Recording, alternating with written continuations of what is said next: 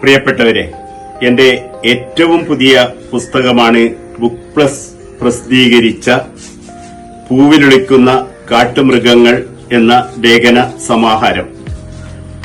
ലോകപ്രശസ്ത കവി അഡോണിസ് ഈ നൂറ്റാണ്ടിന് വിളിച്ചത് പൂവിലൊളിച്ച കാട്ടുമൃഗം എന്നാണ്.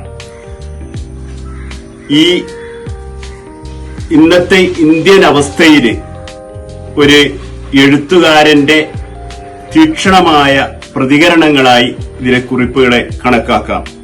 അതുപോലെ തന്നെ ഒരുപാട് വിഷയങ്ങൾ മാധ്യമങ്ങളെക്കുറിച്ച് ഇതിൽ പറയുന്നുണ്ട്. ഫലസ്തീൻ പ്രശ്നം വരുന്നുണ്ട്, പുതിയ കാലവും വായനയും വരുന്നുണ്ട്, എഴുത്തുകാരന്റെ രാഷ്ട്രീയം വരുന്നുണ്ട്. അങ്ങനെയുള്ള വിവിധ വിഷയങ്ങളുള്ള ഒരു എഴുത്തുകാരന്റെ നിലപാടുകൾ എന്താണ് എന്നാണ് ഈ ലേഖനങ്ങളിലൂടെ പറയുന്നത്. തീർച്ചയായും വായനക്കാർ ഇത് ഇഷ്ടപ്പെടും എന്ന് ഞാൻ വിശ്വസിക്കുന്നു.